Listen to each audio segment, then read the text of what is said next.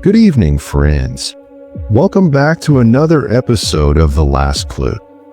I hope you and your loved ones are doing well and looking after each other. Today's story is very interesting. Imagine handing over the body of someone close to you to a special company, asking them to preserve it. But why? What could be the reason behind such a decision? Stay with me as we uncover this mysterious tale, because they truly believe that one day it will come back to life. Sounds unbelievable, right? You might think such ideas are mere fantasies. Who would actually do something like this? But before you dismiss it, let me share a few real examples. And then I'll reveal the full story. In 2018, an unusual incident took place in Kolkata, India. A family named Subrat Majumdar became the focus of an astonishing event. His mother had been ill for a long time, and when she passed away, the loss shattered him. Unable to come to terms with her death, he refused to let go. His love for her was so profound that he held on to the belief that somehow she could come back to life. Instead of following tradition and performing her last rites, he made a startling choice. He decided to preserve her body. Desperate to prevent decomposition, he contacted a company that specialized in preservation and placed his mother's remains in their care, convinced that one day, whether through science or fate, she might return to life. Subrat Majumdar was resolute in his belief. He would keep his mother's body preserved until medical science advanced enough to revive the dead. Now 6 years have passed, and her remains are still stored in a specially designed container. You might think this is a rare occurrence, but in reality, it's not the only case of its kind. This isn't just about Subrat Majumdar's mother. Right now across the world, over 600 families have made the same choice. Rather than performing last rites or burying their loved ones, they have placed their bodies in the care of specialized companies, clinging to the belief that one day, science will accomplish the impossible. These families have handed over their loved ones' bodies to specialized companies, requesting preservation until the day medical science advances enough to bring them back. Whether it takes 25, 50, or even 100 years, they remain convinced that such a breakthrough is only a matter of time. The company firmly assures these families that science will one day achieve this breakthrough, promising that the dead can be brought back to life. However, there's a catch. According to them, only those whose bodies have been carefully preserved in their specialized facility will have a chance at resurrection, while everyone else will be lost to time forever. For those who have undergone last rites, been buried, or reduced to mere bones, resurrection is impossible. But for those whose bodies have been meticulously preserved at controlled temperatures with specialized chemicals, there is still hope. The company strongly believes that one day, medical science will uncover the key to reversing death. When that day comes, these preserved bodies will be brought back to life. This process, known as cryonics, isn't just science fiction. It's a real technique that many believe could unlock life after death. The company, which confidently promises resurrection, relies on this very method to achieve what once seemed impossible. To date, the company has preserved 600 bodies across its branches worldwide. From America and Russia to Australia and India, families from different countries have placed their trust in this process, believing that science will one day make resurrection possible. More than half of these preserved bodies are stored in facilities located in the United States and Russia. But this brings up a crucial question: what exactly is cryonics? And why are so many people putting their faith in it? After all, death is considered the ultimate end. So how can someone possibly return from the dead? The story behind this is truly intriguing. The origins of this company, the science of cryonics, and the deep belief that fuels people's hope. To fully grasp it, we need to travel back to 1965. In 1965, a group of doctors and researchers in America founded a unique organization known as the Life Extension Society. Their mission was nothing short of extraordinary. They aimed to explore the possibility of life after death. They believed that future advancements in science and medical technology would be so revolutionary that humanity would one day gain control over death itself. They were convinced that one day, science would have the ability to bring the dead back to life. By then, medical advancements would have reached a point where revival was no longer just a theory, but a reality. The Life Extension Society was founded in 1965 with this vision, but the real challenge was proving it. How could they demonstrate that a person could be revived after 25, 50, or even 100 years? To prove their theory, they needed a preserved body, one that could be safeguarded until the day science advanced enough to restore life. After establishing the society in 1965, they set out to find a willing participant for this experimental preservation. They made their first public offer, inviting individuals or families who knew death was imminent to donate a body for the process. If someone agreed, the society would preserve the body free of charge in a specialized facility, keeping it intact until the day medical science could bring it back to life. It was a bold and unconventional proposal, leading to an obvious question: who would willingly offer their own body or that of a loved one for such an experiment? The concept felt almost like putting a body on display in a museum. Every religion has its own beliefs about death and the afterlife, with sacred rituals meant to bring peace to the soul. Tradition dictates that last rites must be performed, so why would anyone defy this? It seemed unlikely that anyone would volunteer, but then something unexpected happened. An American professor named James Bedford came forward. He was battling kidney cancer, a disease with no cure at the time. With limited options, he made a decision that would go down in history. Upon learning about the Life Extension Society and its belief that future scientific breakthroughs could one day revive the dead, he became deeply intrigued. The society had already announced that anyone who volunteered would not have to bear any costs. They explained that preserving a body for decades required significant effort and resources, much like renting a storage unit. But for this first case, they would cover all expenses. Just as maintaining any facility comes with costs, keeping a body preserved was no different. However, the society guaranteed that for the first case, they wouldn't charge anything, not even a single penny. This offer applied only to the very first preserved body. Professor Bedford accepted without hesitation. Fully aware of his decision, he willingly drafted a legal will, ensuring that after his death, his body would be entrusted to the society.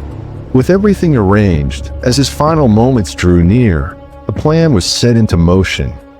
Before his passing, Professor Bedford sold all his property and donated the proceeds to the Life Extension Society.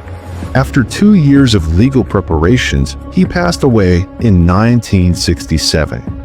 The moment he took his last breath, society members arrived and took custody of his body. Using the cryonics technique, they meticulously preserved his body, following their plan. Now 58 years have passed, and his remains remain frozen in time, awaiting the day science might make revival possible.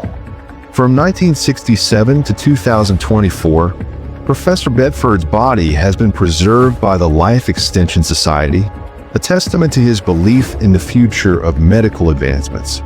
Even today, his body remains preserved in the same condition, held in the hope that one day medical science will advance enough to bring him back. But this leads to two crucial questions. First, what is the exact process used to preserve these bodies? And second, while Bedford's preservation was done free of charge, what about the others? What does it actually take to store more bodies using this technique? If someone loses a loved one and genuinely believes that future science could bring them back, is there a price to pay?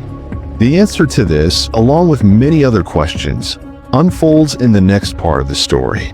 Over time, the Life Extension Society transformed into a company called Alcor Cryonics, now widely recognized simply as cryonics. With this new identity, they developed a systematic approach to body preservation, but their mission extended beyond just scientific ambition. They firmly believe that in the future, whether in 25, 50, or even 100 years, medical advancements would reach a point where death could be reversed. Their team, composed of doctors and experts from various fields, was convinced that one day, science would unlock the secret to resurrection. However, preserving bodies demanded substantial resources. After Professor Bedford, they implemented a fee for the procedure. Why? Because maintaining a body indefinitely was neither simple nor inexpensive.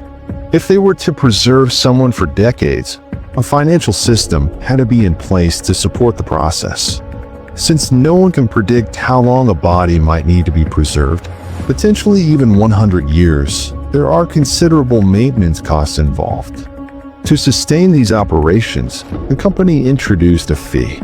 As of 2025, anyone who wishes to place their faith in future scientific advancements and have their body, or that of a loved one, preserved must pay a fee to Alcor Cryonics.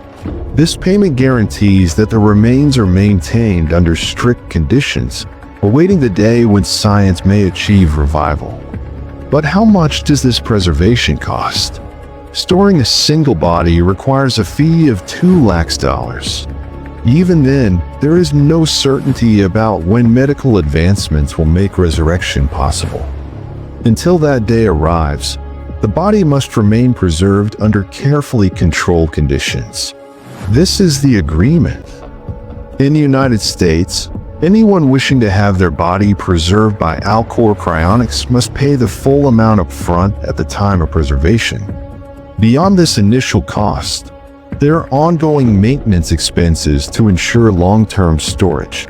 Along with the preservation fee, an annual maintenance charge of $700 is required to keep the body stored under the necessary conditions. However, not everyone opts to preserve their entire body. Some choose to store only their brain, believing that future advancements could regenerate a new body around it.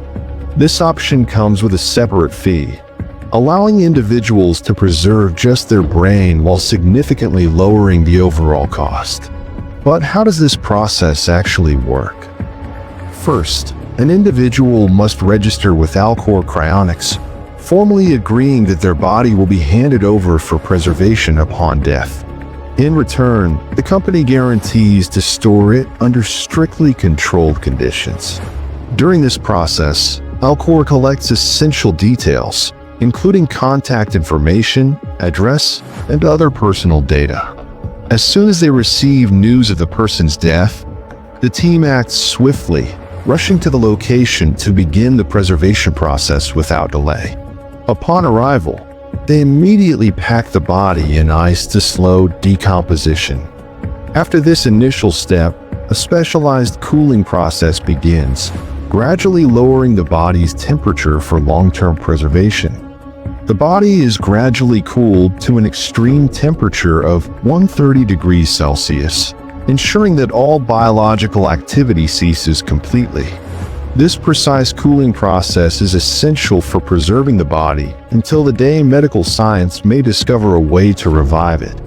Once the body reaches this temperature, special chemicals are injected to replace blood and oxygen, preventing tissue damage and further decay. Afterward, the body is placed inside a nitrogen-filled container, stored upside down with the head at the bottom and the feet at the top. This positioning is deliberate, ensuring that in the event of any nitrogen loss, the brain remains preserved for as long as possible. The upside-down placement is a critical measure to maximize the body's preservation over many years. If a future issue arises, such as a container leak or malfunction, the liquid nitrogen would deplete from the top first. This ensures that the brain, the most vital part, remains submerged in freezing temperatures until the very last moment, preserving it under optimal conditions. This is the key reason why bodies are stored upside down. Now the question arises, how does this preservation actually work? While I've explained the process, what exactly is the cryonics technique? It is based on the belief that future scientific advancements will eventually make it possible to revive the dead. One of the leading figures behind this concept is American scientist Dr. Richard Gibson, who has dedicated years to researching the potential of bringing cryopreserved bodies back to life. Dr. Richard Gibson stated that when medical science fails to save a person, the future may still hold a possibility. If the body is preserved in a specialized manner to prevent damage and stored while awaiting scientific advancements, there remains hope that future medical breakthroughs could eventually bring it back to life. The idea of preserving bodies in hopes of future revival led to the development of the cryonics technique. This practice is gaining popularity worldwide, and as awareness grows, more people are approaching the company to have their bodies preserved. However, this process isn't available to everyone. It remains a privilege accessible only to those who can afford it. The cost is so steep that an average person cannot afford it. Only those with the financial means and the belief in future revival choose this path. Instead of cremation or burial, they opt for preservation, hoping that advancing science will one day restore their lives. Who knows? Perhaps the future holds the key to resurrection. On October 6, 2016, a case was presented in the London High Court, one that captured global attention. A 14-year-old girl named Gigi Visha stood before the court, fighting for her final wish.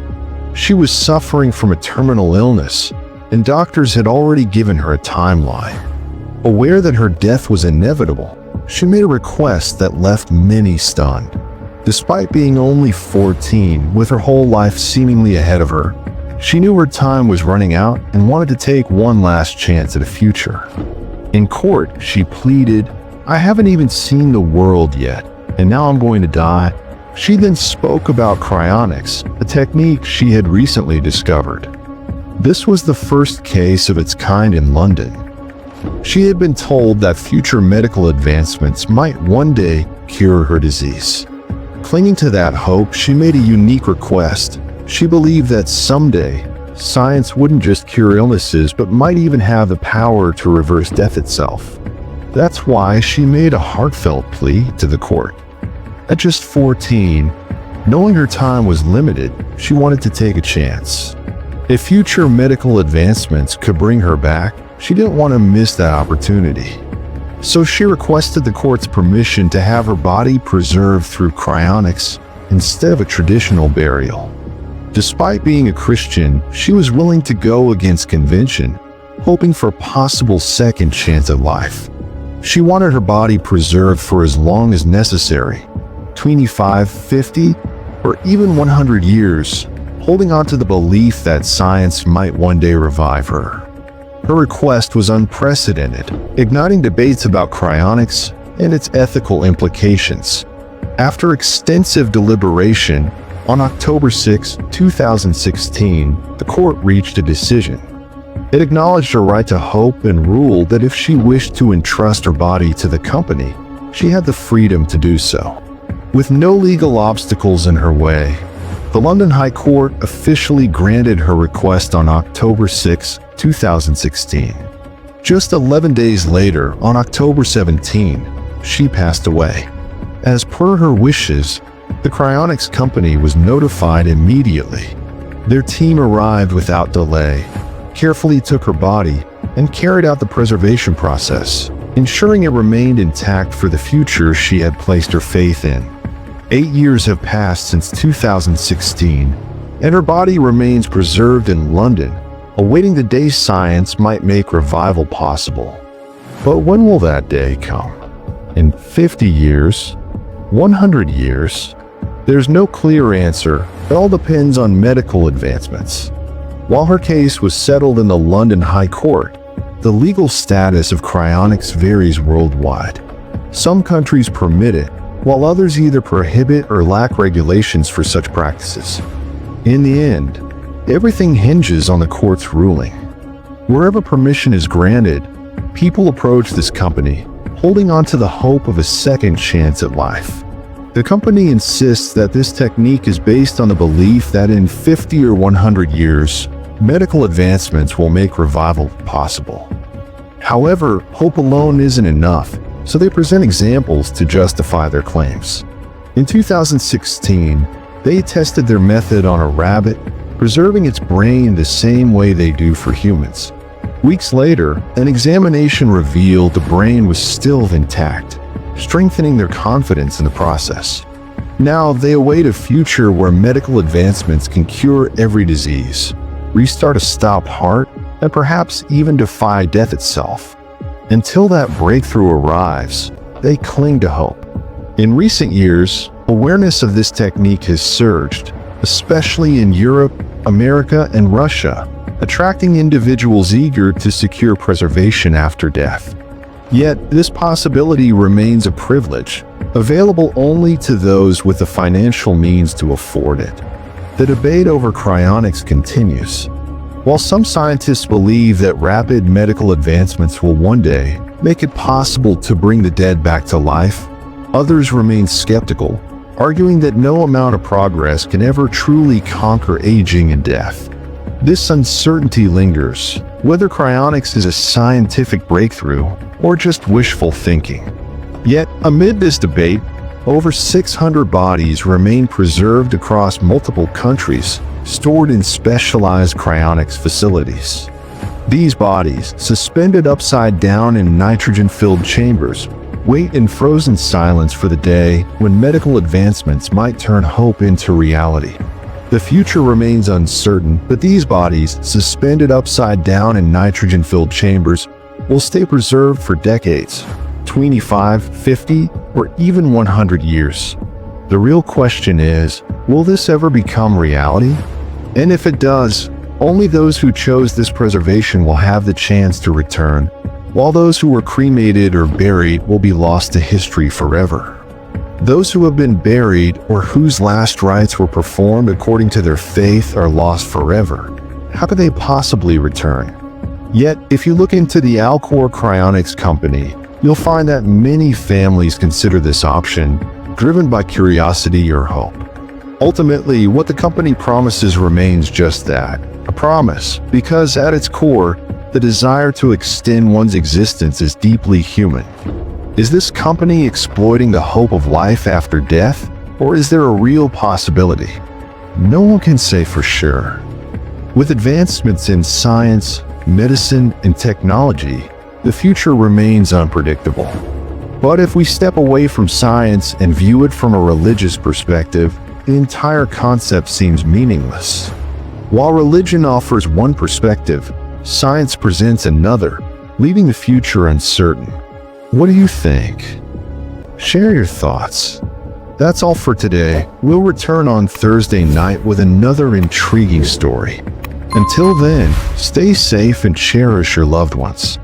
Thanks for watching.